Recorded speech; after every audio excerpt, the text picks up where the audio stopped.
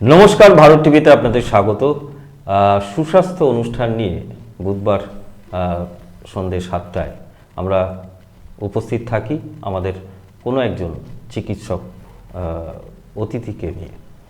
আজকেও ঠিক সেই রকমই একজন চিকিৎসক, দন্ত চিকিৎসক ডক্টর শুভদীপ দে আমাদের সাথে রয়েছে। শরীরের বিভিন্ন অঙ্গ প্রত্যঙ্গ যখন সুস্থ থাকে তখনই একটা মানুষকে আমরা সুস্থ বলে মনে করি, আর এই অঙ্গ প্রত্যঙ্গ যখনই একটু বিপাকে পড়ে তখনই আমাদের চিকিৎসকের আশ্রয় নিতে হয়। আমরা আজকে কথা বলবো দাঁতের বিভিন্ন সমস্যা নিয়ে। উপস্থিত রয়েছেন আমার সাথে আজকের অতিথি ডক্টর শুভদীপ দে। আপনাকে আমাদের ভারত টিভিতে স্বাগত। রায়গঞ্জের একজন বিশিষ্ট দন্ত চিকিৎসক, দীর্ঘদিন থেকে চিকিৎসা জগতে তিনি বিচরণ করছেন। আমরা তার কাছ থেকে আজকে জানব দাঁতের বিভিন্ন সমস্যা এবং তার থেকে কিভাবে প্রতিকার পাওয়া যায়। ডাক্তারবাবু, আপনি যখন এই চিকিৎসা জগতে এলেন, কিভাবে এলেন, কোথা থেকে, কিভাবে এই জগতে ধীরে ধীরে প্রবেশ করলেন? আমার স্কুলিং শেষ করার পর আমি আমার কলেজে, নর্থ বেঙ্গল ডেন্টাল কলেজে ভর্তি হই। সেইখান থেকে গ্র্যাজুয়েট করে তারপরে আবার অন্য জায়গায় একটা মাস্টার ডিগ্রিও করলাম, তারপরে প্র্যাকটিস লাইফে চলে আসি আমি। এইভাবে আমার এই প্রফেশনে আসা। আচ্ছা, প্রফেশনে এসে প্রথমেই কি আপনি কোনো সরকারি হাসপাতালে? প্রফেশনেরটাই শুরুটাই আমার সরকারি হাসপাতাল থেকে। যেমন নর্থ বেঙ্গল ডেন্টাল কলেজ যেটা বলি আমরা, সেটা নর্থ বেঙ্গল মেডিকেল কলেজে ইন ক্যাম্পাস। সেখান থেকে ওখানে 2 বছর হাউস স্টাফশিপ করে তারপরে আমি মাস্টার ডিগ্রি করতে যাই। সেটাও গভর্নমেন্টেই ছিল। তারপরে ওখান থেকে মাস্টার ডিগ্রি করে এসে বিভিন্ন জায়গায় কিছু পোস্টিং ছিল। এখন আমি রায়গঞ্জেই আছি। এখন রায়গঞ্জেই প্রাইভেট প্র্যাকটিস করছি। সরকারিভাবে এখন কোথাও? সরকারিভাবে কিছুদিনের মধ্যে হতে পারে বা হবে এখন আশা। আচ্ছা, আপনার এই দন্ত চিকিৎসায় দাঁতের চিকিৎসার ক্ষেত্রে যে সমস্যাগুলো আপনার সামনে আসে, কি কারণে দাঁতের আমরা বলি পোকা ধরেছে, অ্যাকচুয়ালি কি সেটা পোকা না অন্য কোনো সমস্যা? না, পোকা বলে কিছু হয় না। অ্যাকচুয়ালি সেটা হচ্ছে আমাদের দাঁতের যেটা হয় যে আমরা কালো অংশ দেখতে পাই বা ক্যাভিটি হয়ে যায়, তো সেটা অ্যাকচুয়ালি বলে ক্যারিজ। এবং এই ক্যারিজটা হয় আমাদের ওরাল ক্যাভিটিতে যে ব্যাকটেরিয়াগুলো আছে সেটার জন্য হচ্ছে, পোকা না কোনো। এটা কিন্তু ভুল কনসেপ্ট, সম্পূর্ণ ভুল কনসেপ্ট। পোকা বলে কিছু হয় না, সম্পূর্ণটাই আমাদের ওরাল ক্যাভিটিতে কিছু ব্যাকটেরিয়া থাকে, যেমন স্ট্রেপ্টোকক্কাস মিউটান্স, সেটা সবথেকে বেশি যেটা এফেক্ট করে, এগুলোর জন্য আমাদের এই ক্যারিজটা হয়। হ্যাঁ, এই যে মিউকাসের কথা বললেন আপনি, সেইটা সূত্রপাতটা কোন জায়গাটার থেকে হয়? আমাদের ওরাল ক্যাভিটিতে স্ট্রেপ্টোকক্কাস মিউটান্স থাকেই। এবার কারো কিছু বেশি থাকে লোডিংটা, কারো কিছু কম থাকে। এবার যখন আমরা কার্বোহাইড্রেট জাতীয় খাবার খাচ্ছি, ইনটেক করছি, তো কারো ক্ষেত্রে সেটা একটু বেশি অ্যাক্টিভলি কাজ করছে, কারো ক্ষেত্রে একটু কম কাজ করে, কিন্তু কাজও সবসময় করে। এবং ওর কাজটা হচ্ছে যে কার্বোহাইড্রেট জাতীয় খাবার, যেটা আমাদের দাঁতের উপরে প্লাক বলে একটা জিনিস হয়, তো সেটা তৈরি করছে একটা বায়োফিল্ম। তো সেটা তৈরি করছে, ওটা একাই তৈরি হচ্ছে ওটা। এবার স্ট্রেপ্টোকক্কাস মিউটান্স গিয়ে সেটাকে ভাঙছে। আর শুধু স্ট্রেপ্টোকক্কাস মিউটান্স না, আরও আছে ব্যাকটেরিয়া। তো এবার ওটাকে ওরা ভেঙে অ্যাসিড তৈরি করে। আচ্ছা, সেই অ্যাসিড গিয়ে আমাদের দাঁতের সবথেকে শক্ত অংশ বা আউটার কোটিং, যেটা এনামেলটাকে আক্রমণ করে। আচ্ছা, ডিমিনারালাইজেশন বলে এটাকে। বাস এখান থেকে আমাদের শুরু হয়ে যায় দাঁতের ক্ষয়। তার মানে কি আপনি বলছেন যে আমরা যারা কার্বোহাইড্রেট বেশি নেই সারাদিনে, সেই মাত্রাটা সবসময় একটা সংযত অবস্থায় থাকা দরকার? অবশ্যই। কতটা, কিভাবে নেবে? দেখেন, যত সম্ভব হয় ফ্রিকোয়েন্ট মিলটাকে আপনাকে অ্যাভয়েড করতে হবে, বারে বারে খাওয়া চলবে না। আর যদিও খেয়ে নেয় তারপরে মুখটা ধুয়ে ফেলতে হবে ভালো করে। আচ্ছা, না, যে কার্বোহাইড্রেটের কথা বললেন, কার্বোহাইড্রেটের ক্ষেত্রে ওই স্ট্রেপ্টোকক্কাস মিউটান্সটা অ্যাটাক করছে। তো আমার দিনে কতটুকু কার্বোহাইড্রেট নেওয়া উচিত বা অনুচিত? কার্বোহাইড্রেট জাতীয় যে খাবারটা আমাদের হচ্ছে, সেটা হচ্ছে আমরা খেলাম, এবার মুখের ভিতরে সেটা একটা প্লাক, একটা বায়োফিল্ম তৈরি করছে দাঁতের উপরে। আচ্ছা, আমি কার্বোহাইড্রেট খেলে হ্যাঁ কার্বোহাইড্রেট ছাড়াও যাই কিছু খাই, স্টার্চ জাতীয় সঙ্গে সঙ্গে আমার একটা ব্রাশ করে সবসময় সম্ভব হয় না, এবার দিনে দুবারের বেশি কতবার সম্ভব, তাহলে সেক্ষেত্রে আমাকে এই জাতীয় খাবারগুলো একটু কমিয়ে দিলে, মানে বারে বারে না খেলেই ভালো, বারে বারে না হ্যাঁ, কারণ ভালোভাবে কুলিকুচি করলে হয়, কিন্তু সেই লেভেল কার্বোহাইড্রেট যদি থাকে আপনার খাবারের মধ্যে, তাহলে কিন্তু সেটা অতটাও যায় না, থেকে যায় কিছুটা হলো। আচ্ছা, হ্যাঁ, আর বাকি যে খাবারগুলো আছে যেমন স্টার্চ বলে একটা জিনিসগুলো হয়, ওগুলো তো হয়, প্লাক ফর্মেশন হয়, কার্বোহাইড্রেটটা বেশি হয়। এমন কিছু খাবার রয়েছে কি যেটা খেলে এই যে কার্বোহাইড্রেট বা এই বিষয়গুলোকে একটু সামলে রাখা যায়? আপনি ফাইবার জাতীয় খাবার খেতে পারেন, আপনি নন স্টিকি ফুড খেতে পারেন, যেগুলো আমাদের দাঁতে লেগে থাকে না, সেই জাতীয় খাবার খেলে পারে, মানে আপনার এইসব জায়গার থেকে আপনি রিল্যাক্স থাকলেন, মানে অসুবিধা নেই কোনো। আজকের ডেটে আমরা বেশিরভাগ ইয়াং জেনারেশনকে দেখতে পাই কোল্ড ড্রিঙ্কস, বিভিন্ন রকম ড্রিঙ্কস, সেটা আমরা নিচ্ছি, হেলথ ড্রিঙ্কস বা বলুন এনার্জেটিক যে কিছু ড্রিঙ্কসগুলো হয়, হ্যাঁ, সেগুলো কি এই দাঁতের ক্ষেত্রে কোনো এফেক্ট করে? যে কোনো অ্যাসিডিক বেভারেজই আপনার দাঁতে কিন্তু এফেক্ট করবে। কতটা কি? এনামেলের আপনার ডিমিনারালাইজেশন করবে, এই সমস্ত অ্যাসিডিক যে মিডিয়াগুলো আছে আপনি খেলে পারে কিন্তু এটা দাঁতের ক্ষয় করবে।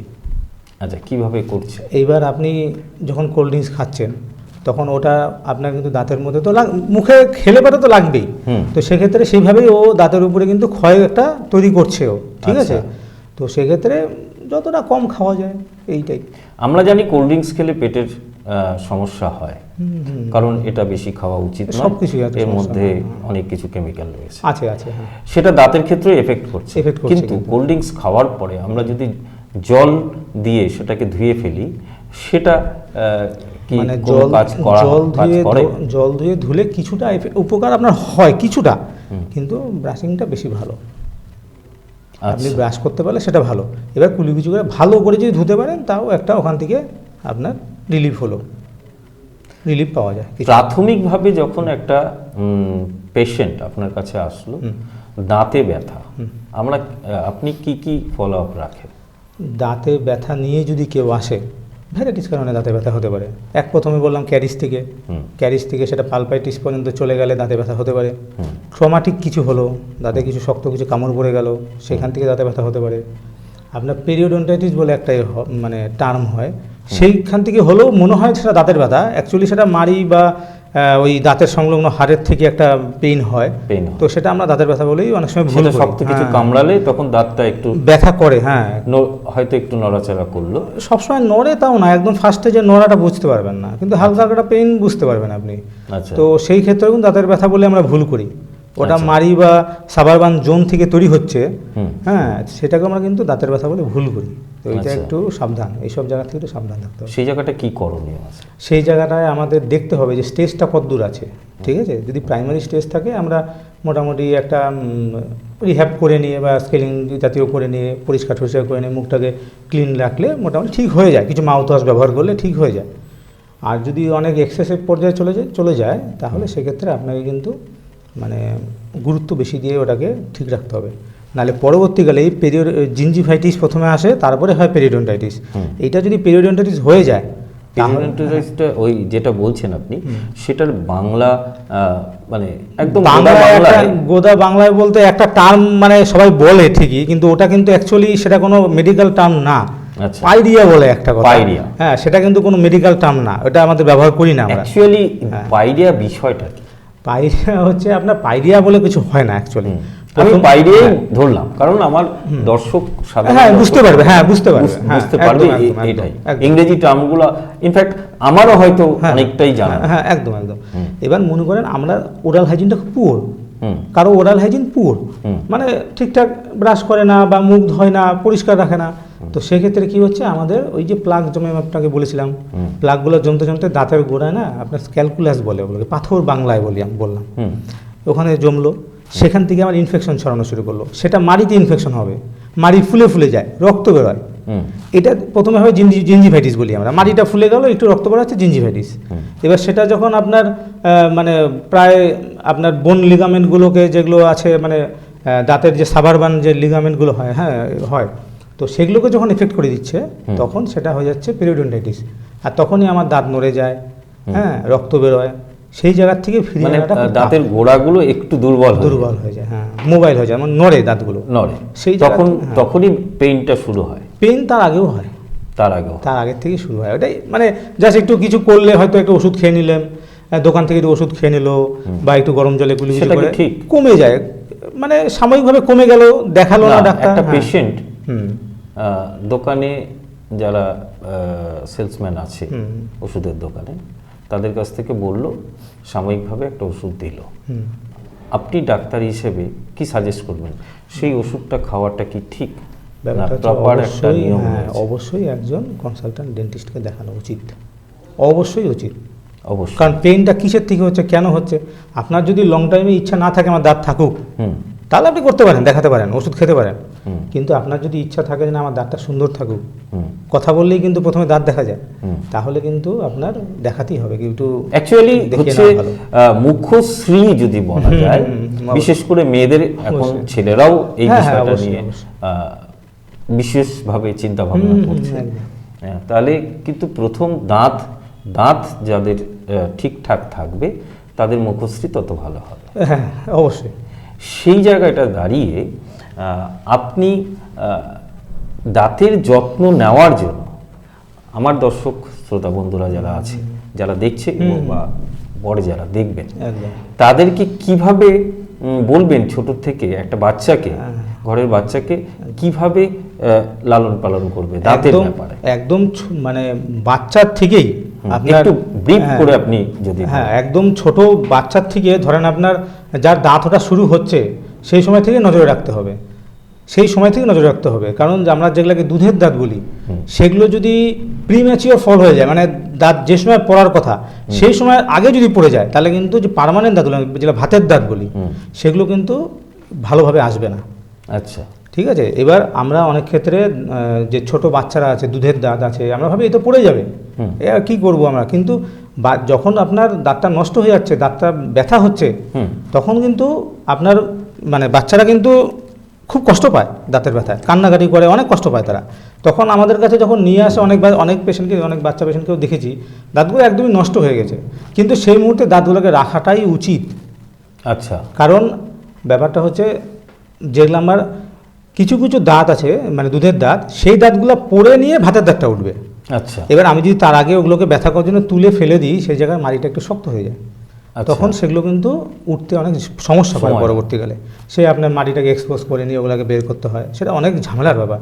তাহলে আমার ছোটোবেলার থেকেই, একদম বাচ্চা বয়স থেকেই, যখন থেকে দুধের দাঁতটা উঠলো তখন থেকে। দুধের দাঁতটা পড়ার টাইমটা দুধের দাঁত ওঠার টাইম যেমন 6 মাস থেকে, একজন একেরও হয়, অ্যাভারেজ 6 মাস থেকে 2.5 বছর পর্যন্ত ওঠে, কারণ 3 বছর উঠতে পারে, সে ঠিক আছে। পড়ার সময় আপনার একদম পড়া শুরু করে আপনার মোটামুটি আপনার 5.5-6 বছর থেকে, হ্যাঁ, কারো 6 বছর ধরে নিচ্ছি, এবারে 6 বছর থেকে কারো ধরেন 10 বছর 11 বছর পর্যন্ত দাঁত পড়তে পারে। বেশ, তারপরে উঠলো ভাতের দাঁত। তারপরে ভাতের দাঁত আপনার ওই 5.5-6 বছর বয়সে কয়েকটা ভাতের দাঁত উঠবে, 4টা ভাতের দাঁত একদম শেষের দিকে, উপরে নিচে শেষের দিকে উঠবে, ও কাউকে ফেলাবে না। ঠিক আছে। এইবার এই 6 বছর বয়সেই আমাদের দেখবেন নিচের যে দুটো দাঁত আছে, কারো 6-7 হয়, প্রথম নিচের দুটো দাঁত ওই পড়ে নিয়ে ওগুলো ওঠে। এই সময় যদি দেখা যাচ্ছে আমার দাঁতগুলো অর্ধেক এসে থেকে যাচ্ছে, উঠতে পারছে না, কিন্তু এবার দুধের দাঁতও থেকে যাচ্ছে, তখন কিন্তু ওই দুধের দাঁতগুলোকে তুলে নিতে হবে। আচ্ছা, নাহলে কিন্তু আপনার, মানে আমি 6 বছর পর থেকে আমি সেটা নিয়ে ভাববো। হ্যাঁ, আপনার মোটামুটি যখনই দেখবেন যে নিচের দাঁতগুলো একটু নড়া শুরু হয়েছে হালকা হালকা, বা নিচের থেকে দাঁত দেখা যাচ্ছে, কিন্তু ওই দাঁতটা, হ্যাঁ 6 বছর তো ঠিকই আছে, তবুও যদি অনেকের একটু আগে হয়ে যেতে পারে, হ্যাঁ, একটু 1-2 মাস আগে হতেই পারে, সেটা তো হতেই পারে, আমরা এভারেজ, হ্যাঁ দেখে নিলে ভালো হয় একটু। এবার দুধের দাঁত উঠলো, দুধের দাঁতকে পরিচর্যার যে বিষয়টা, এবার এত ছোট বাচ্চারা সাধারণত কুলিকুচি করতে পারে না, তো সেক্ষেত্রে আমরা যেটা করতে পারি, না দেখুন, একটা বাচ্চা তো একতাল মাটি, ওকে ছোট থেকে যেভাবে শেখাবো সেভাবেই শিখবে। একদম। তো আমাদের অভ্যাসটাকে সেইভাবেই বোধহয় নিয়ে যাওয়া দরকার নাকি? হ্যাঁ, ব্রাশিংটা তো ছোটোবেলার থেকে শেখানো উচিত, কিন্তু একদম ছোট বয়সে হয়তো ওরা করতে পারে না, ধরেন 3 বছরের আগে অনেকে করতে পারে না, 3 বছরের আগে পারবে না, হ্যাঁ। তো সেক্ষেত্রে তখন আমাদের দাঁতটাকে মানে গার্জিয়ানদের একটু পরিষ্কার করে দিতে হবে, সেটা করলো, তারপরে অভ্যাসটাকে তাকে তৈরি করে দিতে হবে। তারপরে অভ্যাস করে দিতে এবং হবে। দিনে একজন প্রাপ্তবয়স্ক মানুষের কবার ব্রাশিং করা দরকার? দুবার। দিনে দুবার, একদম। উইথ পেস্ট বলুন। হ্যাঁ, পেস্ট দিয়ে করুক, হ্যাঁ, অসুবিধা নেই, ভালো। দুবার। আর অন্য কোনো মানে জিনিসপত্র দিয়ে কি ব্রাশিং, মানে অনেকে দেখেছি আমরা লবণ তেল দিয়ে একদম করছে, এনামেল ক্ষয় হয়ে যাবে। এনামেল এইটাই যদি একটু ব্রিফ করেন, আমরা বোধহয় এটা খুব ভুল করে থাকি। তেল লবণ দিয়ে যারা বলছে যে হ্যাঁ, আমার কাছে এরকম অনেক পেশেন্ট পেয়েছি, তেল লবণ দিয়ে তারা দাঁত মেজে এসছে বা বলছে তেল লবণ দিয়ে মাজলে হয়তো ভালো হয়, কিন্তু আপনার লং টার্মে গিয়ে দাঁতগুলোর এনামেলগুলো ক্ষয় হয়ে যাবে, সেন্সিটিভিটি শুরু হবে, ঠান্ডা গরম জলে শিরশির শুরু হবে, তখন আবার সমস্যা শুরু হয়ে যাবে। তেল লবণ দিয়ে একদম না। আপনার সব অনেককে দেখেছি, শুধু তাই না, ওই যে আমরা যেটা বলি ডাল চারকোল দিয়ে, একদম না। এবার শেষ দাঁত তাহলে একদম আপনার কিন্তু মানে বাঁচানো শেষের দিকে অনেক ট্রিটমেন্ট করে বাঁচাতে হবে, অনেক খরচা পড়ে যাবে আপনার। সেই সমস্ত কেসে অনেক খরচা করে দাঁত বাঁচাতে হয় না।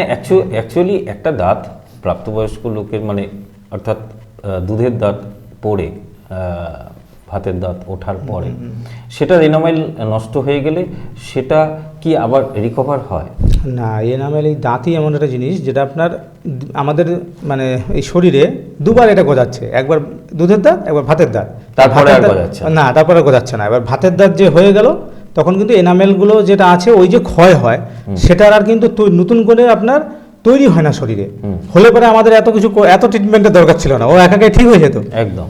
এইবার মনে করো অনেকে বলে কি যে এই 70 বছর বয়সে নতুন দাঁত উঠলো, এই উঠলো, এগুলো মানে ঠিক নাই জিনিসটা। এরকম পাওয়া যায়নি। হয়তো বা আক্কেল মারির কিছু দাঁত ছিল, কোনো ইম্প্যাক্টের দাঁত ছিল, সব দাঁত উঠে গেছে, ওই দাঁতটা হয়তো বেরোতে পারেনি, পরে বেরোলো। কিন্তু ওই অনেক আমরা দেখেছি, হ্যাঁ, ঘটা করে তার জন্য, হ্যাঁ, পেপারে দেখেছি আমি। হ্যাঁ, না এটা কিন্তু একদমই ভুল কনসেপ্ট। সেই সময় দাঁত বেরোনোর কথা না, দাঁত বেরোয় না। সেটা হয়তো কোনো ইম্প্যাক্টেড, মানে যেটা ইম্প্যাক্টেড মানে হচ্ছে যে দাঁতটা বেরোতে পারেনি, ভিতরে থেকে গেছে, কোনো কারণে সেটা বেরিয়েছে। বা কোনো দাঁতের গোড়া ছিল ভিতরে, উপরের দাঁতটা ভেঙে গেছে, ভিতরে গোড়াটা ছিল, মাড়িটা বসে গেছে, ওটা বেরিয়ে এসছে, তাই সবাই দাঁত ভেবে ভুল করেছে। কোনো একটা এরকম কিছু একটা হবে, কিন্তু আপনার নতুন করে দাঁত গজাবে না। আপাতত আমরা যেটুকু জানলাম সেটা হচ্ছে দাঁতের বিষয়ে, সেটা হচ্ছে দুধের দাঁত কখন পড়ছে, কখন বেরোচ্ছে, কখন পড়ছে, তারপরে ভাতের দাঁত কখন উঠছে, এবং ভাতের দাঁতের এনামেলটা কিভাবে আমরা রক্ষা করতে পারি সেটাও আপনি বললেন। আমরা যাব এবার আক্কেল দাঁতের ক্ষেত্রে। আমরা বিভিন্ন সময় দেখেছি, বিভিন্ন ইনফ্যাক্ট আমাদের বাড়িতেও দেখেছি আক্কেল দাঁতের ভীষণ যন্ত্রণা। আক্কেল দাঁত বিষয়টা কি? আক্কেল দাঁত মানে আমাদের থার্ড মোলার, 3 নম্বর যেটা মোলার দাঁত থাকে সেটাকে আক্কেল দাঁত বলে, অনেক ইংরেজিতে বলে উইজডম টিথ বলে। তো এইবার এটা হচ্ছে সবার শেষে এটা আসে আমাদের। কখনো 13 বছরের পরে যে কোনো দিন আসতে পারে, 15-16 বছরেও আসতে পারে, 17 বছর বয়সেও আসতে পারে, যে কোনো দিনও আসতে পারে। আবার বেশি বয়সেও আমরা দেখেছি অনেক সময় আসে। তো এইবার ওটা হচ্ছে বেশি বয়সে যেটা আসছে, তার মানে সেটা ইম্প্যাক্টেড ছিল, কোনো কারণে একটা মুভমেন্টের জন্য ওটা ধীরে ধীরে আসছে এবং খুব কষ্ট দেয়, খুব ব্যথা দেয়। হ্যাঁ, মাড়ির চিরে ওটা বেরোয়, তো খুব ব্যথা দেয়। তো এই 3 নম্বর যে দাঁতগুলো থাকে কেন ব্যথা দেয়, এটা হচ্ছে ধরেন কারো ওরাল ক্যাভিটিতে স্পেসটা কম, দাঁত যতগুলো আছে সেই তুলনায় তাদের ক্ষেত্রে ব্যথা দেয়। আবার অনেকের ক্ষেত্রে ব্যথা দেয় না, নর্মালি উঠে যায়। তো যাদের ব্যথা দিচ্ছে বা অসুবিধা করছে, বেরোচ্ছে না, একবার তো ডেন্টিস্টের কাছে কনসাল্ট করে নিলেন, করে নিয়ে একটা এক্সরে করে নেবেন, ওপিজি বলে। তাতে যদি দেখা যায় ইম্প্যাক্টেড আক্কেলমারিগুলো ভিতরে আছে, বেরোতে পারেনি, আপনি কিন্তু তুলে নেবেন। কারণ ওখান থেকে না হলে কিন্তু পরবর্তীকালে সিস্ট হওয়ার সম্ভাবনা থাকে। সিস্ট মানে হচ্ছে আপনার কি বলবো, মানে টিউমার না, টিউমার আগে স্টেজ, মানে টিউমার বললে ভুল হবে, টিউমারটা হচ্ছে ম্যালিগনেন্সি হয়ে গেল।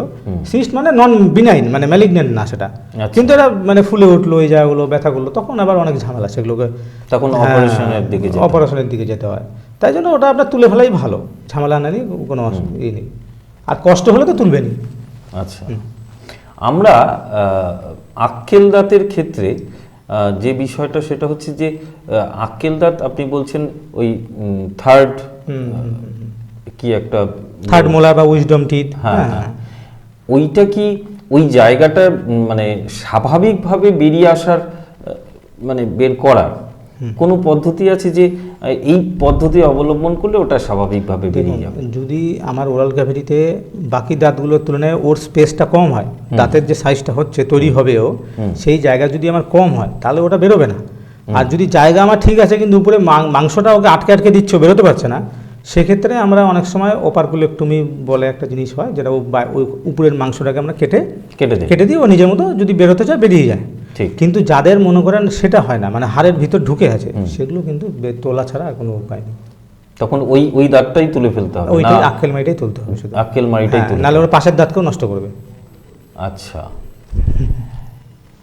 আমরা দাঁতের ক্ষেত্রে দেখেছি আপনি যেটা বললেন কেরিস, আমরা দেখেছি ওই একটা ফুটো করে ওটাকে কি রুট ক্যানেলটা, হ্যাঁ, এই বিষয়টা আপনি একটু বিস্তারিত যদি। রুট ক্যানেল বলতে সংক্ষেপে বলি আমরা আরসিটি বা রুট ক্যানেল ট্রিটমেন্ট। এটা কি হয়, যখন আমার এই যে ক্যারিজ হচ্ছে, ক্যাভিটি তৈরি হচ্ছে, সেটা যখন আমার পাল্পে টাচ হয়ে যাচ্ছে, সেটা ইরিভার্সিবল একটা পালপাইটিস হয়, মানে ওটা আপনার আর ভালো হওয়ার চান্স নেই, ওর তীব্র ব্যথা হয়, তীব্র ব্যথা, অনেক সময় ওষুধ দিয়েও কমে না। সেক্ষেত্রে আমরা সেটা রুট ক্যানাল ট্রিটমেন্ট করি। রুট ক্যানাল ট্রিটমেন্ট হচ্ছে দাঁতটাকে এক ধরনের মডিফাইড সিল যাকে বলে, হ্যাঁ, মানে দাঁতের গোড়ার থেকে একদম পরিষ্কার করে দাঁতটাকে গোড়ার থেকে বাইরে পর্যন্ত সিল করে দেওয়া হয়। আগে ফুটো করে না? হ্যাঁ, আগে একটু ফুটো করে ওটাকে। এই ট্রিটমেন্টটা মানে আধুনিক যে চিকিৎসা ব্যবস্থা সেখানেই আমরা দেখতে পাচ্ছি আমার যা মনে হয়। এটা কি পুরনো দিন ছিল? না, এই জিনিসটা কিন্তু খুব বেশি দিন হয়নি যে এসছে, নতুনই হয়েছে। এই ট্রিটমেন্টটা আগে ছিল না। আগে শুধু ওই এক্সট্রাকশন মানে তুলে দেওয়াটাই ছিল। বেশ কিছু বছর ধরে আমার ভারতবর্ষে ধরে নেন 30-40 বছর ধরে এই ট্রিটমেন্টটা 40 বছর ধরে চালু হয়েছে। তবে এখন সেটা একদম মানে ভালোভাবে চালু হয়েছে। আজ থেকে 30 বছর আগেও এতটা চালু ছিল না, ছিল। এখন তো নতুন প্রযুক্তি ব্যবহার হচ্ছে, নতুন চিকিৎসা ব্যবস্থায় আরও ডেভেলপড কোনো চিকিৎসা দাঁতের ক্ষেত্রে এসছে কি? দাঁতের ক্ষেত্রে আপনার যদি রুট ক্যানাল ট্রিটমেন্ট না হয়, কারণ দাঁত পড়ে গেছে, রুট ক্যানাল সম্ভব হয়নি, দাঁত নড়ে গেছিলো, নড়া দাঁতে তো রুট ক্যানাল হয় না, সেক্ষেত্রে আমরা ইমপ্ল্যান্ট করতে পারি। ইমপ্ল্যান্ট মানে আপনার ইমপ্ল্যান্ট মানে হচ্ছে দাঁতের মধ্যে আপনার দাঁত যে জায়গাটা মিসিং আছে নেই, সেই জায়গায় হাড়ের মধ্যে স্ক্রু একটা ঢুকিয়ে দেওয়া হয়, সেই স্ক্রুয়ের বেসিসে একটা করে দাঁত, ফিক্সড দাঁত বসিয়ে দেওয়া হয়।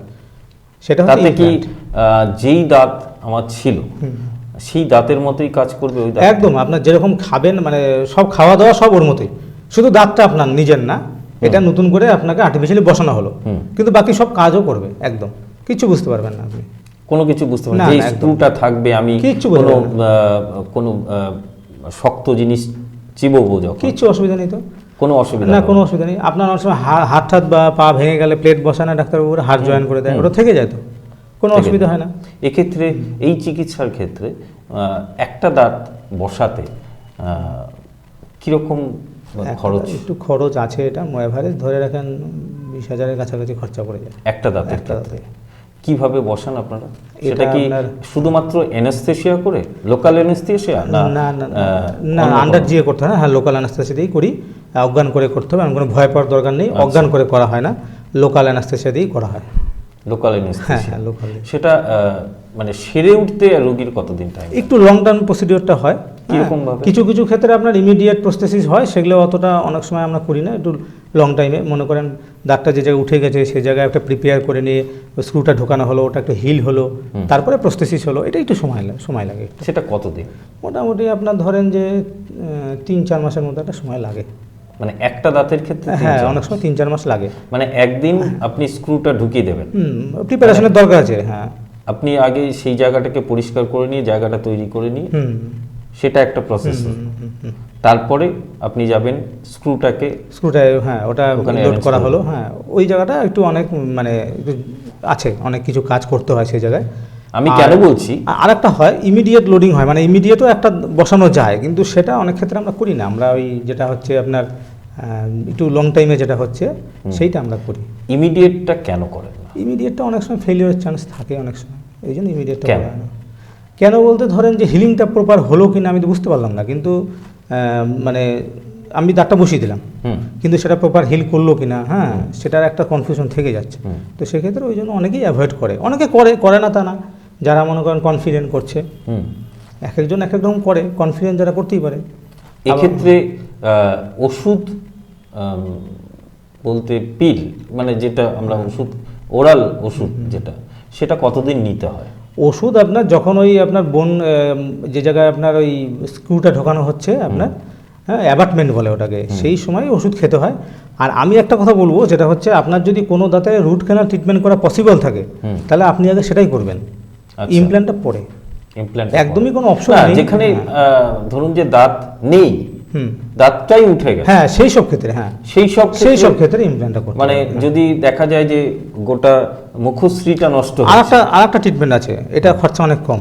কিরকম? আমি বলে দিই, আপনার যখন কথায় কথা আসলো, ব্যাপারটা হচ্ছে ধরেন আপনার কোনো দাঁত মিসিং আছে, নেই, কিন্তু পাশের দাঁতগুলো ভালো আছে, শক্ত শক্ত আছে, তাহলে অনেক সময় আমরা কি করি, পাশের দুটো ওই যে জায়গাটা দাঁত নেই তার পাশের দুটো দাঁতকে সাপোর্ট করে মাঝখানে দাঁত বসিয়ে দিই। এটা অনেক কম খরচায় হয়ে যায় আপনার। সেটাতে কিরকম খরচা? আর এবং এত ঝামেলারও দরকার নেই, ধরেন আপনার 1 সপ্তাহের মধ্যে ট্রিটমেন্ট হয়ে যাবে কমপ্লিট। সেটা কিরকম খরচা? খরচা এগুলা খরচা কি বলেন তো, ক্রাউনের উপর নির্ভর করে, মানে ক্রাউন বলতে যে দাঁতগুলো আমি বসাবো তার ম্যাটেরিয়ালের উপর নির্ভর করে। না, একটা সাধারণ মানুষ ধরেন একটা দাঁত বসাবো, একটা দাঁত, সেটা আপনার ধরেন মোটামুটি 6,000 থেকে শুরু করে, কেউ যদি ভালো দামের বসাতে যায় সেটা মনে করেন 18-20 হাজার টাকাও চলে যেতে পারে সেগুলো, বা আরও ভালো বসাতে ধরুন গেলে একজন মাঝবয়সী মানুষ, তার একটা দাঁত সেখানে বসাতে হবে, আপনি কোন রেঞ্জের দাঁত সেখানে সাজেস্ট করবেন? আমি সাজেস্ট করব, যদি মনে করেন যে ক্যাপাসিটি থাকে, ধরুন 50-55 এরকম তার বয়স, হ্যাঁ 50-55 তো আপনার ফুল জিরকোনিয়া বলে একটা হয়, ফুল সেরামিক যেটা হয়, সেটা করলে ভালোই হয়। সেক্ষেত্রে তার খরচা কত পড়বে? ধরেন এই 12-12 মতো খরচা পড়তে পারে।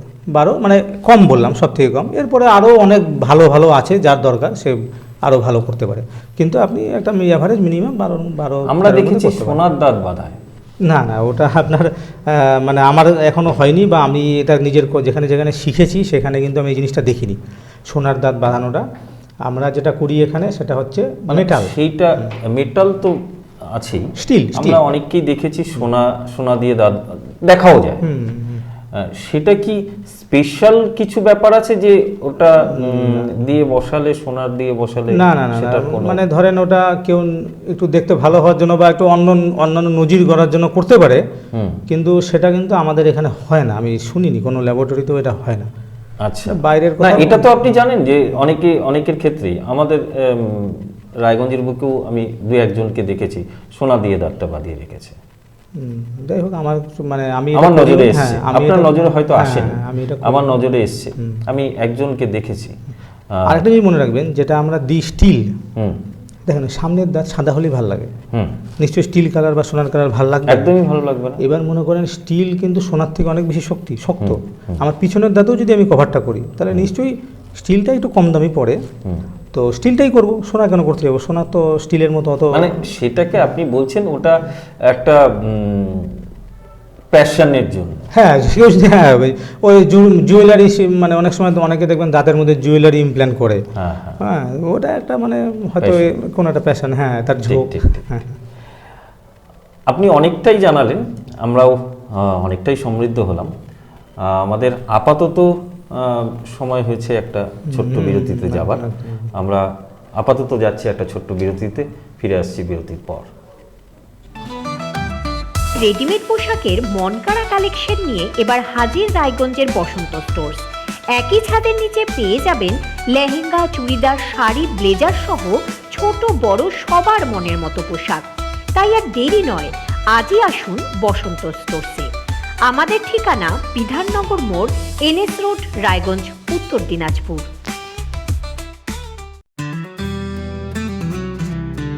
গ্রসারি থেকে কসমেটিক্স,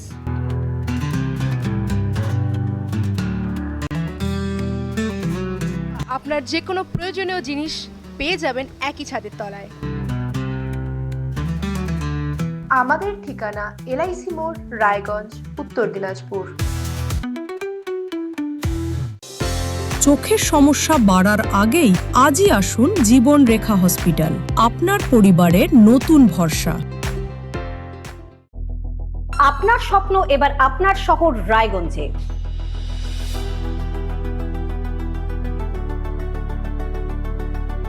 এবারে শক্তিশালী পালসার N160 আপনাদের স্বপ্ন পূরণের জন্য প্রস্তুত। সবচেয়ে কম দামে এবং আকর্ষণীয় ছাড়ে পেয়ে যাবেন আপনার স্বপ্নের বাইকটি মাত্র 5,999 টাকা ডাউন পেমেন্টে করুন আপনার স্বপ্ন পূরণ। এছাড়াও থাকছে 6,000 টাকা পর্যন্ত ডিসকাউন্ট এবং 10 বছরের ওয়ারেন্টি ও 2 বছর ফ্রি সার্ভিসের সুবিধা। সাথে থাকছে আরও অতিরিক্ত সেভিংসের সুযোগ। তাই আজই আসুন বাজাজ হুইলসে।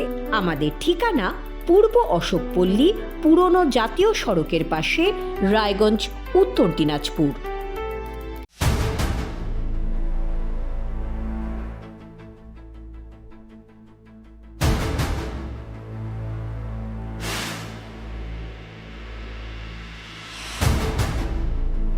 এখন আর চার দেওয়ালের ভেতরে নয়,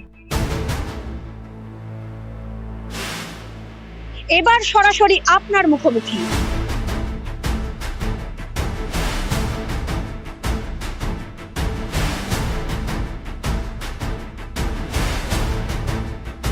এবার আপনার আমার সমস্যার হবে চিরুনি তল্লাশি।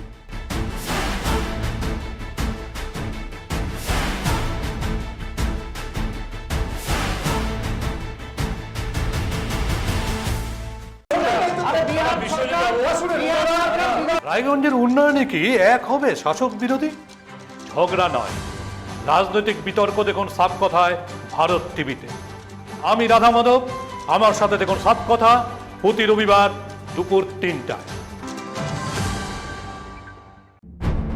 যে কথা কেউ বলে না, যেদিকে কেউ তাকায় না, গভীর থেকে আরো গভীরে বিশ্লেষণ হবে এবার চুলচেরা।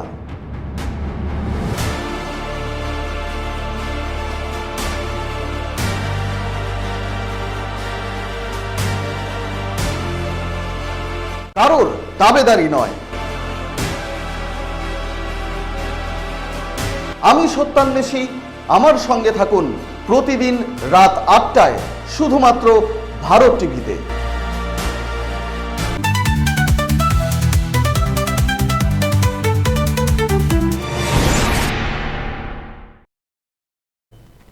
ফিরে এলাম বিরতির পর। আমরা রয়েছি সুস্বাস্থ্য অনুষ্ঠানের সঙ্গে রয়েছেন আমাদের আজকের অতিথি বিশিষ্ট দন্ত চিকিৎসক ডক্টর শুভদীপ দে। আমরা যে আলোচনায় ছিলাম দাঁত প্রতিস্থাপন, একটা খুব কম খরচে যে বিষয়টা আপনি বলছিলেন, দুটো দাঁতকে সাপোর্ট দিয়ে, সেই বিষয়টাকে কি বলে? হ্যাঁ, এটাকে বলছে আমরা fixed prosthesis, FPD, fixed partial denture.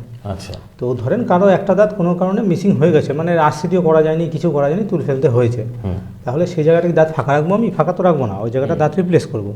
সেক্ষেত্রে আমরা কি করি, পাশের দুটো দাঁত যদি শক্ত থাকে, অ্যাবাটমেন্ট টিথ বলে সেটাকে, তো সেই দুটো দাঁতকে অবশ করে নিই, যা প্রথম দিন অবশ করে নিয়েই করি। তো সেই দুটো দাঁতকে একটু সামান্য কাটিং করে, মানে ছোটো, সামান্য একটু ছোটো করতে, সামান্য একদম সামান্য ছোটো করে একটা মাপ নিয়ে সেটা ল্যাবরেটরিতে পাঠাই আমরা। ল্যাবরেটরির থেকে ওই দুটো দাঁতের সাপোর্টে মাঝে একটা দাঁত বসে চলে আসে, একদম ফিক্সড, কোনো মানে আলাদা নেই, যেমন আছে তেমনই, এবং ওটাকে আমরা ফিক্সড করে লাগাই। আপনার পক্ষে খোলা সম্ভব হবে না। আচ্ছা, কোনো ডেন্টিস্টই সেটা খুলতে পারে, কোনো পেশেন্ট খুলতে পারে না সেটা। আবার যদি কোনো কারণে ধরেন 4-5 বছর পর কোনো কারণে যদি খুলেও আসে, আবার লাগিয়ে দেওয়া যায়।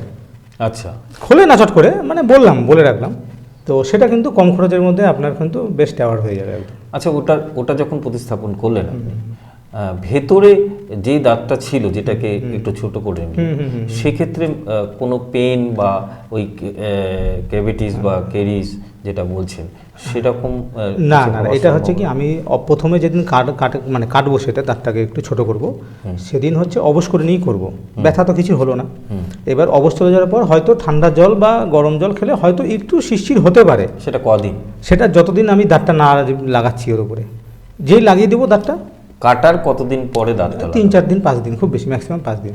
তাহলে তো খুব একদম সহজে। হ্যাঁ, খুব সহজে, Normal ব্যাপার। একদম নর্মাল ব্যাপার। মানে আমি মোটামুটি 7 দিনের মধ্যে একটা আরাম করে সুস্থ, আরাম করে, হ্যাঁ সবল 7 দাঁত দিন পেতে করে, পারি। হ্যাঁ একদম একদম। তো যখন একটু লাগিয়ে দেবো ধীরে ধীরে ধীরে আপনার সেন্সিটিভিটি কমতে কমতে অ্যাজ ইউজুয়াল হয়ে যাবে একদম। আচ্ছা, আর কোনো সেই সেন্সিটিভিটি ওই যে বিষয়গুলো বলছেন একটু শিরশির করছে বা ইয়ে করছে, সেটা কি কোনো ওষুধের মাধ্যমে কমিয়ে রাখা যায়? হ্যাঁ, অনেকে তো ভয় পেতেই পারে, হ্যাঁ, ভয় যে পেতে আমার পারে, ওই কদিন ও দুদিন আমার কতটা শিরশির হ্যাঁ, করবে, কতটা সেক্ষেত্রে নড়বে। যদি কারো বেশি সেন্সিটিভিটি হয় আমরা টেম্পোরারি একটা ক্রাউনের উপরে বসিয়ে দিই, আচ্ছা, টেম্পোরারি ক্রাউনও বসিয়ে দিই। অনেক ক্ষেত্রে কাউকে ডিসেন্সিটাইজারও দিয়ে দিতে পারি, হ্যাঁ যার যেটা কাজের উপকার হয় সেটা তাতে করে দিই, কোনো ভয়ের কিছু নেই। মানে সব ব্যবস্থাই হ্যাঁ রয়েছে। হ্যাঁ হ্যাঁ, সব ব্যবস্থা আছে। মানে আজকে দাঁত নিয়ে কোনো সমস্যা হলে চিকিৎসকের কাছে যদি সঠিক পরামর্শ নেয় তাহলে সব রকম ব্যবস্থাই করা যেতে একদম, সব পারে। কিছু অনেক ব্যবস্থাই করা যেতে পারে। বেশ, আমরা মধ্যবিত্তের ক্ষেত্রে বিশেষ করে মেয়েদের, ছেলেদের ক্ষেত্রেও তো এই বিষয়টা আসেই, যাদের বিবাহযোগ্য কন্যারা আছেন তাদের ক্ষেত্রে এই সমস্যা হয়, তখন তারা এই বিষয়টা নিয়ে ভাবেন, অনেক বেশি ভাবেন। তারা এই প্রসেসটা অবলম্বন করতেই পারে। হ্যাঁ অবশ্যই করতে পারে, এই- একদম এই মানে পদ্ধতিতে কম একটা- খরচের মধ্যে কম সময়ের মধ্যে আপনি একটা বেস্ট অ্যাওয়ার্ড পাচ্ছেন। আচ্ছা, সেটা কতদিন থাকে? আপনার মানে দাঁতের যে কোয়ালিটিগুলো, হ্যাঁ কোয়ালিটি অনুসারে অনেক দিন হয়, 8 বছর থেকে 10 বছর 15 বছরও থেকে যায়, কোনো অসুবিধা নেই। তারপরে আবার নতুন করে চেঞ্জ করে চেঞ্জ নিতে করে নিলাম বাস। বেশ, এবারে যাব আমরা আরেকটা বিষয়ে, সেটা হচ্ছে ধরুন আমরা বেশিরভাগ ক্ষেত্রেই দেখি রূপচর্চার সঙ্গে জড়িত। আপনার কাছে হয়তো ইতিমধ্যেই বহু পেশেন্ট এসে গিয়েছে, ছেলে মেয়ে নির্বিশেষে, ডাক্তারবাবু আমার মেয়ে বা আমার ছেলের দাঁতটা উঁচু হয়ে যাচ্ছে। সেই চিকিৎসা আপনি কিভাবে করছেন? মোটামুটি যাদের দাঁত উঁচু হচ্ছে তাহলে তো বোঝাই যাচ্ছে যে দাঁতটা উঁচু হয়ে আছে। আপনারা কি দাঁত দেখে বুঝতে পারেন যে এই দাঁতটা ভবিষ্যতে আরো বেশি উঁচু হয়ে যেতে পারে? হ্যাঁ কিছুটা আভাস তো পাওয়া যায়। মোটামুটি ধরেন ওই দুধের দাঁত প্রথমেই দুটো দাঁত উঠলেই না, ওই উপরের দাঁতগুলো উঠলেই হালকা করে আমরা বুঝে যাই যে উঁচু হতে যাচ্ছে। তো যাই হোক, সেক্ষেত্রে মনে করেন আমাদের 6 বছর যে বয়স থেকে, যখন 5.5-6 বছর বয়স থেকে একদম মোটামুটি যতদিন না সব দুধের দাঁত পড়ে গিয়ে ভাতের দাঁত উঠছে, 11-12 বছর ধরে নিচ্ছি আমি, এটাকে বলছে মিক্সড ডেন্টিশন পিরিয়ড। আচ্ছা, মানে এর মধ্যে দুধের দাঁত ভাতের দাঁত সব থাকে, তো এর মধ্যে কিছু করা যাচ্ছে না। তাহলে আপনি 12 বছর বয়স যেই হলো তখন আপনি দন্ত চিকিৎসার সাথে যোগাযোগ করবেন। আচ্ছা, ঠিক আছে, 11-12 বছর, কারো 11 হয়, কারো 12-তে, কারো 13-তে। যখন কত দিন থেকে কত দিনে, 12 থেকে কত বছরের মধ্যে হলে সেটা সম্ভব? হ্যাঁ 12 থেকে 13-14 বছরের মধ্যে হলে বেস্ট হয়, খুব ভালো হয়, ভালো কাজ করে। হ্যাঁ হ্যাঁ। তো এবার মনে করেন যে আমার সব দাঁতগুলো, ভাতের দাঁতগুলো উঠে গেছে, এবার দাঁত আমার উঁচু হয়ে আছে, সেক্ষেত্রে আমি ওখানে ক্লিপ বসিয়ে দেবো। এবার ক্লিপ বাংলায় আমরা সবাই ক্লিপ বলি, এটাকে অ্যাকচুয়ালি বলা হয় ব্রেস। আচ্ছা, ঠিক আছে, ব্রেস পরে তার বসাই আমরা যেটা, হ্যাঁ। সেটা বসিয়ে দাঁতটাকে একদম আপনার যেরকম ইচ্ছা, মানে যেমন হলে সুন্দর হয় সেই জায়গায় নিয়ে আসুন, একদম ভিজিবল এফেক্ট। এই ক্লিপটা একটু পরে থাকতে হয় আপনাদের, মোটামুটি ধরেন 1 থেকে 1.5 বছর পরে থাকতে হয়। সেক্ষেত্রে তো পেশেন্ট অনেক অসুবিধার সম্মুখীন হয়। কিছু অসুবিধা নেই, জাস্ট একটু ব্রাশ করতে হয় ভালো করে, আর কিছু না, খাওয়া দাওয়া কিছু মানে অসুবিধা নেই। শক্ত জিনিসটা বাদ দিতে হয়। শক্ত জিনিস হ্যাঁ বাদ দিয়ে মানে 1 বছর 1.5 বছরের মধ্যে একদম টনটনা, কোনো অসুবিধা নেই। সেক্ষেত্রে কি স্ক্রুগুলো প্রতি সপ্তাহে না না প্রতি সপ্তাহে, না না প্রতি সপ্তাহে 3 থেকে 4 সপ্তাহ পর পর একবার করে আমরা টাইট দিতে হয়? হ্যাঁ টাইট বলতে মানে কখনো তার চেঞ্জ করে দিই, বা কোনো সময় কিছু যদি আমাদের কিছু লাগে, ধরেন চেন, এই চেনগুলো হয় ওগুলো যদি চেঞ্জ করতে হয় সেটা চেঞ্জ করে দিই, এইভাবে। টাইটটা বড় কথা না, মানে টাইট বলতে আমি হ্যাঁ। অ্যাকচুয়ালি একটা দাঁতের মধ্যে একটা ক্লিপিং করে দেওয়া হয়, সেটা টেনে ভেতরের দিকে ঢোকানো হয়, তাই তো? একটা ফোর্স দেওয়া হয় দাঁতগুলোর উপরে, যতটা ভিতরে ঢোকে। একটা ফোর্স হ্যাঁ, দেওয়া হয়। সেক্ষেত্রে কি পেশেন্টের কোনো ব্যথা বা ফার্স্ট অন্যান্য কোনো মানে সমস্যা? লাগানোর পরে 2-3 দিন একটু ব্যথা অনুভব করতে পারে, একটু আপনার ব্যথার ওষুধ 2-3টা খেয়ে নিলে যে কমে যায়, ব্যাস আবার নর্মাল। বেশ, আমরা দাঁতের বিষয়ে যে বিষয়গুলো আছে সে বিষয়ের মধ্যে যেটা আজকের দিনে যে সমস্যাগুলো বেশি দেখা যাচ্ছে, মানুষ ওই রূপচর্চার ক্ষেত্রে বা মানে ভিজুয়াল বিষয়টার কথা চিন্তা করে যে বিষয় নিয়ে ডাক্তারবাবুর কাছে বেশি আসেন, সেটা আপনি অনেকটা আলোচনা করলেন। এবারে আমি আপনাকে যে প্রশ্নগুলো রাখবো, মানে প্রশ্ন বললে ভুল হবে, আলোচনার মধ্যে যেতে চাইছি। এই যে সমস্যা, এই সমস্যা থেকে একটু বেরিয়ে আপনি বিশেষ কোনো রোগীকে আপনার এতদিনের চিকিৎসার মধ্যে পেয়েছেন, যেটা একটা মানে কি বলবো, বিরল আপনার কাছে, এরকম কোনো রোগীকে আপনি পেয়েছেন? বিরল রোগী বলতে মানে কিরকম বিরল রোগ, মানে কিরকম, মানে ওটা সচরাচর দেখা যায় না এই রোগটা। বেশ, হয়তো এই মুহূর্তে আপনার মনে পড়ছে না। অনেক ধরনের মানে আমি অ্যাকচুয়ালি জানতে চাইছি এ বাদে আর কোনো সমস্যা নিয়ে রোগীরা আপনার কাছে এসছে কিনা। হ্যাঁ, কিছু একটা জিনিস আছে যেটা অনেক সময় সেটা ভোগায় মানুষকে, এটা খুব বাজে একটা হয়, যেটাকে আমরা বলি ট্রাইজেমিনাল নিউরালজিয়া, যেটা দাঁত ব্যথার সাথে আপনার মানে ব্যাপারটা হচ্ছে সেম হয়ে যায় জিনিসটা। মনে হয় দাঁতের ব্যথা কিন্তু হয়ে যায় নার্ভের ব্যথা। সেটা কিন্তু ভয়ঙ্কর জিনিস। হ্যাঁ, সেটা কিরকম সিমটম থাকে? সেরকম ওই মানে ধরেন ব্যথাটা একটু হঠাৎ করে উঠে গেল, মাথা বন্ধ চলে যাচ্ছে, অনেকে দাঁত ব্যথা বলে আমরা ভুল করি, দাঁত তুলে নিলাম, ভুল হয়ে যাবে, দাঁত তোলাটা ঠিক হচ্ছে না সেই জায়গাটায়। হ্যাঁ, তো সেটা নার্ভের ওষুধ খেয়ে করতে হয়। এটা একটু সবার হয় না, রেয়ার কেস, কিন্তু খুব মানে একটা আসে, মানে সেটা নার্ভের থেকেই দাঁতে ব্যথাটা আসে। হ্যাঁ, এটা একটু মানে একটা খুব একটা কি বলবো, কঠিন রোগ যাকে বলে, যার হয় তার জন্য কঠিন একটা রোগ। আর এই যে দাঁতকে যত্ন নিতে আপনারা বৃদ্ধ বয়স্ক লোকদের, আমরা জানি তারা শক্ত জিনিস কম চিবাবে, সেই পরামর্শ দেন। আর যারা মিডিল এজেড, তাদেরকে সারাদিনের রুটিনটা কি করা উচিত? মানে আমি খাবার থেকে আরম্ভ করে সারাদিনের ফুড হ্যাবিট এবং বাইরে যেটা খেলে দাঁতের পুষ্টি হয়, এইসব বিষয় নিয়ে একটু ছোট্ট করে যদি বলেন। আপনি যদি দাঁত রেগুলার হিসাবে আপনি দিনে 2 বার করে ব্রাশ করবেন, সফট বা মিডিয়াম ব্রাশ দিয়ে ব্রাশ করবেন। হ্যাঁ, আর যতটা কার্বোহাইড্রেট জাতীয় বা মিষ্টি জাতীয় জিনিস একটু কম খাবেন, মানে আমি খেতে না করছি না, মানে বারে বারে খাবেন না, আর খেলে পারে মুখটা একটু ভালো করে পরিষ্কার করে নেবেন। আর মোটামুটি 6 মাসে একবার করে যদি সম্ভব হয়, যদি 6 মাসেও সম্ভব না হয় 1 বছরে একবার করে একটু ডেন্টিস্টের সাথে যোগাযোগ করবেন, কনসাল্ট করবেন। আর ফুড হ্যাবিটটা কি হবে? ফুড হ্যাবিট হচ্ছে, দেখুন একদম তো মানে দাঁত বাঁচাবো দেখে সব খাওয়ার বন্ধ করে দিতে হবে এরকম ব্যাপার না। তো মোটামুটি একটু কনসিয়াসলি খাবেন, ওই মিষ্টি জিনিসটা যতটা কম খাওয়া যায়। আমরা এর আগে আমি যখন ডাক্তারবাবুর কাছে গিয়েছি, আমাদেরকে বলেছিল প্রতিদিন একটা করে গোটা আপেল খাবে। হ্যাঁ, আপেল, তারপর আপেলের সঙ্গে এটার দাঁতের কি, আপেল বা শসা এইসব জিনিস কি না খুব শক্ত না খুব নরম, তো সেক্ষেত্রে আপনার যদি খান, আমার মাটিটার একটু, আমাকে সাজেশন দেওয়া হয়েছিল প্রতিদিন একটা করে আপেল খাবে, সেটার সঙ্গে দাঁতের সম্পর্কটা কি? বললাম যে আপেল বা শসা এসব খেলে কি দাঁতটা একটু মানে আপনার এক্সারসাইজের মতো হয়ে যাচ্ছে, আপনার না শক্ত না নরম। আর তাছাড়া শুধু আপেল বলে কথা না, ক্যালসিয়াম জাতীয় যদি কিছু খাবার থাকে আপনার, দুধ এইসব জাতীয় যেগুলো D3 বা ক্যালসিয়াম আছে, ওগুলো খেলে যদি দাঁতের একটু ভালো হতেই পারে, না হওয়ার কিছু নেই, ভালো জিনিস। আরেকটা যেটা আপনি মারাত্মক কথা বলেছেন, আমাদের এনামেলগুলো নষ্ট করে দিচ্ছে যে বিষয়গুলো, প্রথম হচ্ছে অ্যাসিডিটি। হ্যাঁ, অ্যাসিডিক বেভারেজগুলো যেমন এই যে কোল্ড ড্রিঙ্কস, হ্যাঁ, এইসব জাতীয় জিনিস যদি একটু কম খাওয়া যায় ভালোই, দাঁতের জন্য ভালো। আমি একদম খেতে না করছি না, খাবেন একটু দেখে শুনে। আচ্ছা, আমাদের শরীরে যখন অ্যাসিডিটি হয়, সেটা কি, সেই এফেক্টটা কি দাঁতের উপরে পড়ে? মানে যাদের অ্যাসিডিটিটা বেশি হচ্ছে, ওটাকে একটা রোগ বলে GERD, হ্যাঁ, গ্যাস্ট্রোএসোফেগাল রিফ্লাক্স ডিজিজ।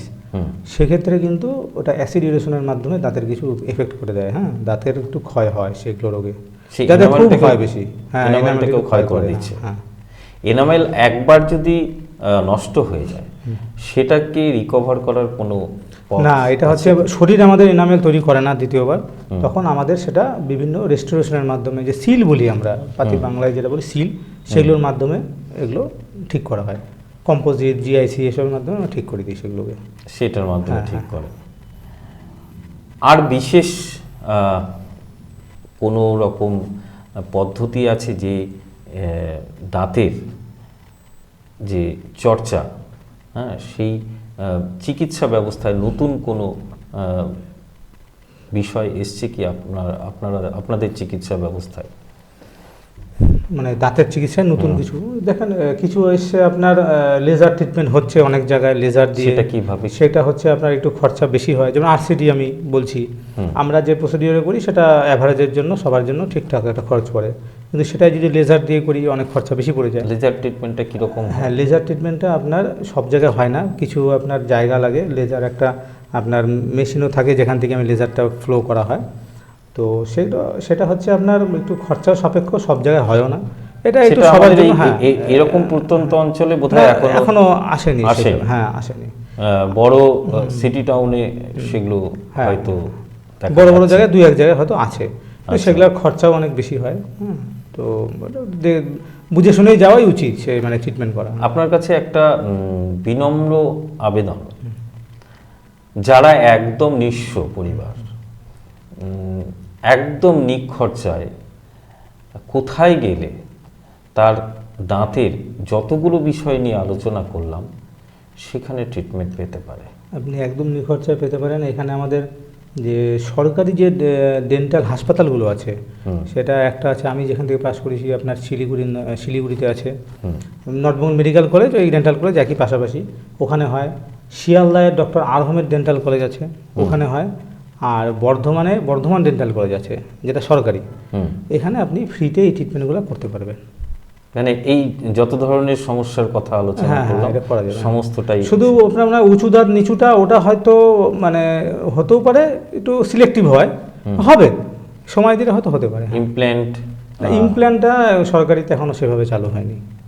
বা ওই আপনি যেটা বললেন দুটো দাঁত সাপোর্ট নিয়ে, হ্যাঁ, ওগুলো হয়ে যাবে। ইমপ্ল্যান্টটাও কিছু ক্ষেত্রে হতে পারে, যদি মানে হয় না বলছি না, কিছু ক্ষেত্রে হয়, সময় বিশেষে হয়। যেগুলো জায়গায় ইমপ্ল্যান্টের উপর পোস্ট গ্রাজুয়েশন করানো হচ্ছে সেই সব জায়গায় হয়। সেসব জায়গায় হয়।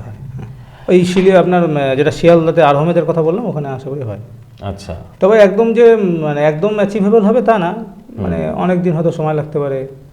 হ্যাঁ, সেখানে তো প্রেশার থাকবে, পেশেন্ট ভিড় থাকবে, তার সেই ভিড়কে উপেক্ষা করে তারপরে ধীরে ধীরে প্রসেস হতে থাকবে, সেটা সময় সাপেক্ষ। যারা ধৈর্য নিতে পারবেন তারাই সেখানে যাবে। আর আমরা যারা বিভিন্ন জায়গায় কাজে কর্মে ব্যস্ত আছি, খুব তাড়াতাড়ি আমরা এই সব সমস্যা থেকে সমাধান পেতে চাই। অবশ্যই আমাদের ছুটতেই হবে কোনো প্রাইভেট ডেন্টিস্টের কাছে। অবশ্যই যার কাছে যাব তারা তো অত্যন্ত মানে আপনার মতো ডাক্তারবাবুরা যারা আছেন অত্যন্ত যত্ন সহকারে আরও বেশি সময় নিয়ে আমাদের ট্রিটমেন্ট করবেন। অনেকটাই জানলাম আপনার কাছ থেকে। এই দাঁত নিয়ে আর বিশেষ কিছু মনে হয় এর বাইরে জানার প্রয়োজন আছে বলে আমার মনে হয় না। মোটামুটি আলোচনা হয়ে গেল সবই মোটামুটি। তো শেষ করার আগে আবারও আপনার কাছে একটা আবেদন থাকবে। আপনার এই চিকিৎসা জগৎ প্রবেশের পর আজ পর্যন্ত উল্লেখযোগ্য কোনো রোগ বা স্মৃতি যদি আপনার মনে পড়ে আমাদের সাথে একটু শেয়ার করুন। উল্লেখযোগ্য বলতে আমি তো এই যা ট্রিটমেন্ট এখানে আপনাকে বললাম আমি সবই করেছি। এগুলো ইমপ্ল্যান্ট আমি কমই করেছি, ইমপ্ল্যান্ট করিনি সেরকম, বাকি সবই আমি করেছি। আপনাকে যা এখানে ট্রিটমেন্টের আমি যা বললাম সবই করেছি। বেশ, আপনার এই চিকিৎসা জগতের বাইরেও আপনি এই ডেন্টিস্ট হওয়ার আগে আপনি পড়াশোনা করতে গিয়ে যখন নর্থ বেঙ্গল ডেন্টাল কলেজে আপনি পড়াশোনা করেছেন, সেখানেও অনেক রোগীকে আপনি দেখেছেন। এমন কোনো রোগীকে আপনি পেয়েছেন যেটা মনে রাখার মতো? হ্যাঁ, মনে রাখার মতো যেটা আমার ফার্স্ট পেশেন্ট ছিল মনে রাখার মতো, অবশ্যই সেটা না, ক্রিটিক্যাল কোনো সমস্যা যেটা সত্যি হওয়ার ছিল না, কিন্তু অনেক চেষ্টা করে করা গেছে তাকে। না, ক্রিটিক্যাল পেশেন্ট আমি অনেক দেখেছি, কিন্তু সত্যি মনে রাখার মতো যদি বলেন, যাকে প্রথম করেছিলাম, হ্যাঁ, মানে বয়স্ক একজন মহিলা ছিল, দিদিমা বলেই ডেকেছিলাম তাকে। আচ্ছা, ওনার কথা এখনও মানে মনে ভাবলে তার কথা মনে পড়ে আমার। প্রথম সে আমাকে মানে অপরচুনিটি দিয়েছিল তার উপর কাজ করার, যাকে বলা যায়, হ্যাঁ, প্রথম পেশেন্ট, মানে প্রথম বিশ্বাসটা রেখেছিল। প্রথম বিশ্বাসটা রেখেছিল এবং খুব যত্ন সহকারে করেছি আমি। অ্যাকচুয়ালি খুব যত্ন যেটা সহকারে হয় করেছি, হ্যাঁ। একজন ডাক্তারের ক্ষেত্রে বা বিভিন্ন পেশার মানুষের ক্ষেত্রে প্রথম যে পদক্ষেপটা, প্রথম দিনের শুরুটা, আপনি সেই সময়টা কীরকম মনে হচ্ছিল?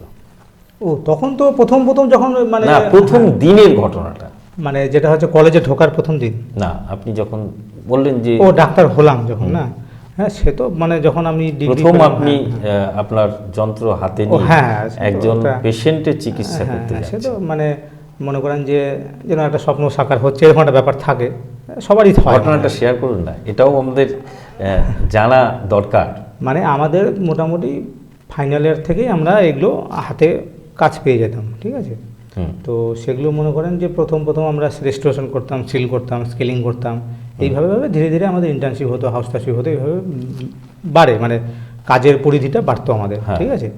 তো এইবার মনে করেন যে প্রথম যার কথা বলছিলাম ওই দিদিমার কথা, ওরটাই বেশি মনে পড়ে আমার, বাকিদের কথা কি হয়েছিল সেদিন? সেটা দাঁত তোলারই একটা ব্যাপার ছিল এবং খুব যত্ন নিয়ে করেছিলাম দিদিমাকে। আচ্ছা, দাঁত যখন তুললেন, তারপর দিদিমা ভালো ছিল, স্যাররা যখন, হ্যাঁ, মানে আমাদের তো প্রফেসর স্যাররা থাকতো, ও তো সবসময় পাশেই থাকতো আমাদের। তো মানে ওনারা থাকাতে এমনি মনোবল এমনি আমাদের থাকতোই, ওটা না অসুবিধা হয়নি কিছু, যে একদম মানে ভয় পেয়ে গেছিলাম। আপনি তো প্রথম যেদিন দাঁত তুললেন, একদম ফার্স্ট ডাক্তার মানে আপনার স্যারেরা আপনার হাতে দিলেন, এই দাঁতটা তোমাকে তুলতে হবে, সেই সময় কিরকম অভিজ্ঞতা ছিল? একদম প্রথম যে দাঁতটা তুলেছিলাম ওই দিদিমার, হ্যাঁ, তখন তো একটু হালকা ভয় লেগেছিলই, অবশ্যই, অস্বীকার করলে চলবে না, সবারই হয়তো লাগে, আমারও লেগেছিল, হ্যাঁ, কিন্তু আমি মানে সাকসেসফুলি কোনো কষ্ট দিইনি ওনাকে। আচ্ছা, ওনাকে কোনো কষ্ট দিইনি আমি। এবং সেই দিদিমা প্লিজড হয়েছিল? হ্যাঁ, অবশ্যই, আমাকে উনি মানে গিফটও দিয়েছিল, মিষ্টির প্যাকেট দিয়েছিল। আচ্ছা, এখনো মনে আছে আমার। সত্যি এটা মনে রাখার মতো।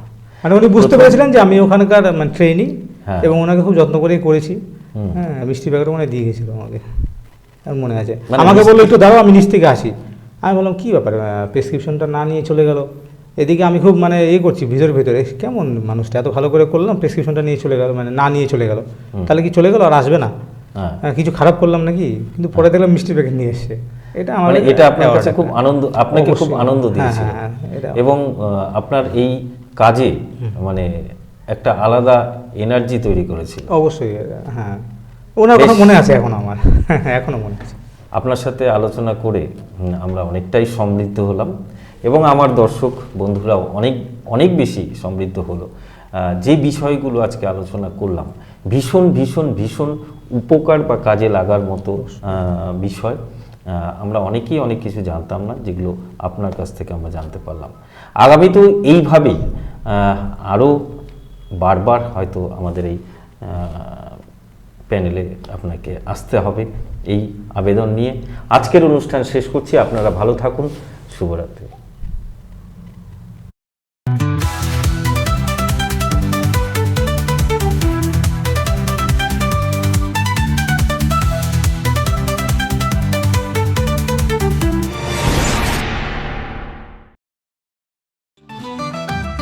রেডিমেড পোশাকের মনকাড়া কালেকশন নিয়ে এবার হাজির রায়গঞ্জের বসন্ত স্টোর্স। একই ছাদের নিচে পেয়ে যাবেন লেহেঙ্গা, চুড়িদার, শাড়ি, ব্লেজার সহ ছোট বড় সবার মনের মতো পোশাক। তাই আর দেরি নয়, আজই আসুন বসন্ত স্টোর্সে। আমাদের ঠিকানা বিধাননগর মোড়, NS রোড, রায়গঞ্জ, উত্তর দিনাজপুর।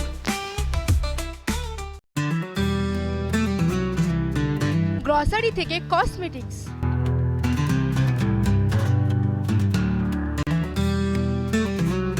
আপনার যে কোনো প্রয়োজনীয় জিনিস পেয়ে যাবেন একই ছাদের তলায়।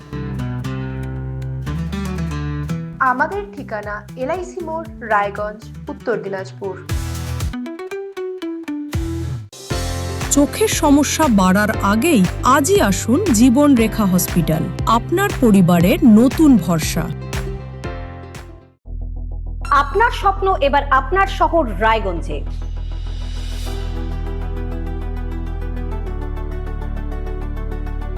এবারে শক্তিশালী পালসার N160 আপনাদের স্বপ্ন পূরণের জন্য প্রস্তুত। সবচেয়ে কম দামে এবং আকর্ষণীয় ছাড়ে পেয়ে যাবেন আপনার স্বপ্নের বাইকটি। মাত্র 5,999 টাকা ডাউন পেমেন্টে করুন আপনার স্বপ্ন পূরণ। এছাড়াও থাকছে 6,000 টাকা পর্যন্ত ডিসকাউন্ট এবং 10 বছরের ওয়ারেন্টি ও 2 বছর ফ্রি সার্ভিসের সুবিধা। সাথে থাকছে আরও অতিরিক্ত সেভিংসের সুযোগ। তাই আজই আসুন বাজাজ হুইলসে। আমাদের ঠিকানা পূর্ব অশোকপল্লী, পুরনো জাতীয় সড়কের পাশে, রায়গঞ্জ, উত্তর দিনাজপুর।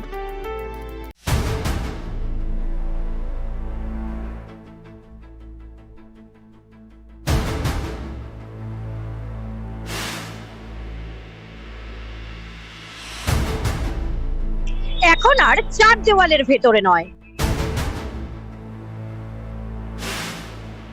এবার সরাসরি আপনার মুখোমুখি।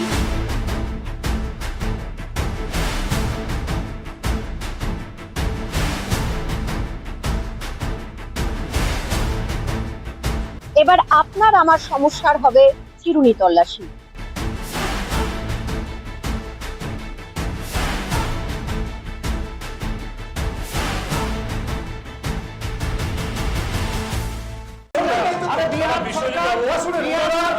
রায়গঞ্জের উন্নয়নে কি এক হবে শাসক বিরোধী? ঝগড়া নয়, রাজনৈতিক বিতর্ক দেখুন সাত কথায় ভারত টিভিতে। আমি রাধা মাধব, আমার সাথে দেখুন সাত কথা প্রতি রবিবার দুপুর 3টায়। যে কথা কেউ বলে না, যেদিকে কেউ তাকায় না, গভীর থেকে আরো গভীরে বিশ্লেষণ হবে এবার চুলচেরা।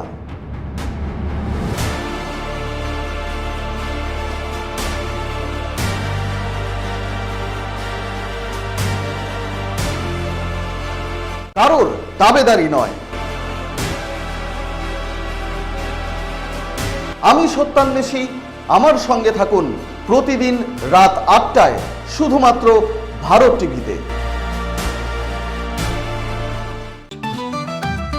রেডিমেড পোশাকের মনকাড়া কালেকশন নিয়ে এবার হাজির রায়গঞ্জ